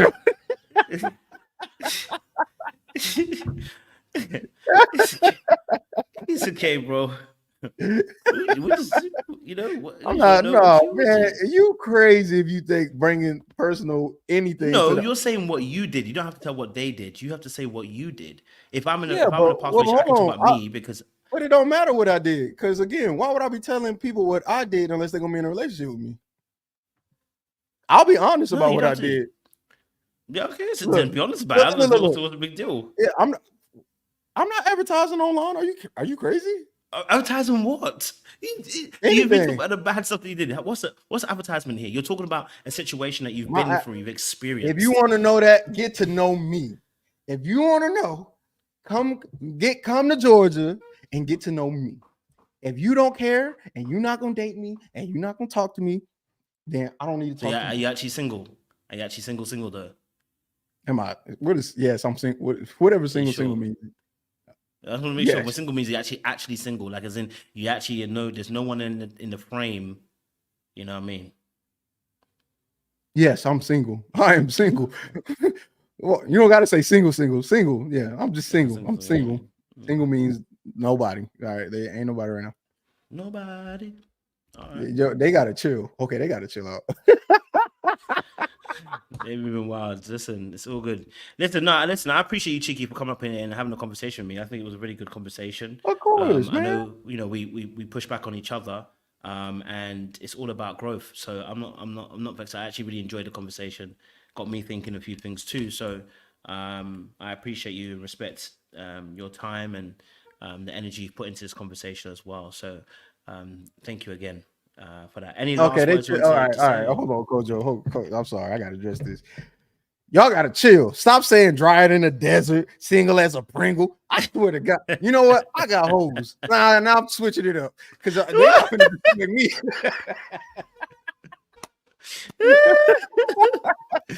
He said, "I got hoes, people." Now I gotta switch it up because now they try to be disrespectful. Single as a Pringle, dry as a desert. Y'all need to chill out. Y'all need to bring it down a notch. God dang. Look, let me say this too, right? To the women in Kojo's audience. I'm just playing with y'all. I don't have no ill will towards y'all. We here to have fun. I get y'all here to troll and make fun of me. We've been through this before. The last time I came, y'all did the same thing. So I'm not taking them personal. If the bastard joke was a little too hard, I'm sorry, right? I'm just coming back the way I know how to. Okay. I just want to address y'all audience. All right. But Little Black, but yeah, man. I'm always here to get challenged. I don't mind it. I'm not somebody that run away from it. I understand what you're saying, and it's true. What you presenting, the fact that being away can cause a level of emotional distress for the woman is true. But I'm willing to deal with that after the fact because sometimes you do. I don't care what nobody says. There are moments where you do have to take care of you, right? And I'm willing to deal with the maybe not backlash, but the things that transpire for doing that. After that, I'm willing to deal with the second potential blowback because I think I made a decision that at least the relationship was somewhat salvageable. I know what I can say to hurt people. I've done those things before, and like I said, I didn't take it back. The reason, did I regret it? No, I said it because I wanted to say them, and I wanted that person to hurt, and I didn't feel bad for it. Right? So I didn't say I don't say bad things. I'm just saying when I say them, I mean them. And I know what it can do to somebody. And I don't want people to feel like that anymore. Right. I don't regret making that person feel that way. But I know at the end of the day, not everybody deserves that. So I'd rather refrain from using that said skill just because I think I can get back emotionally. That's it. That's all. But yeah, I get what you're saying. And you're right. In most cases, I think you'd be right. 110. I do not recommend everybody try doing what I do. I never actually made that any advice at all. I didn't say do this. I'm just telling y'all what I do, how it works. Okay, don't try to be like Cheeky because you may be here on Kojo crying your tears out because your girl left you. Me, if you leave me, I'm gonna be like, so what? I'm a hater. Fuck you.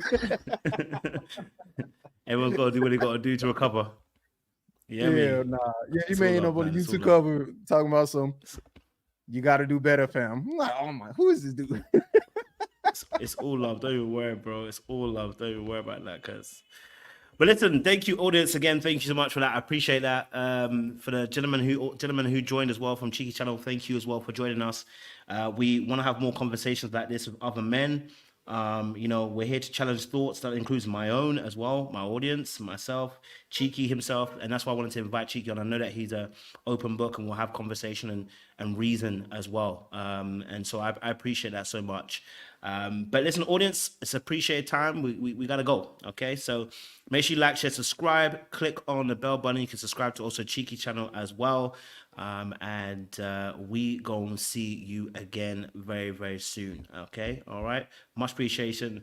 And as Cheeky said, listen, you don't want to be caught in this moment where there's tears running down your face. You know what I mean? You know my favorite meme, guys, right now. This one right here. Yeah, this is after a breakup. Yeah, that's the 12 to 72 hours stuff. Look at it.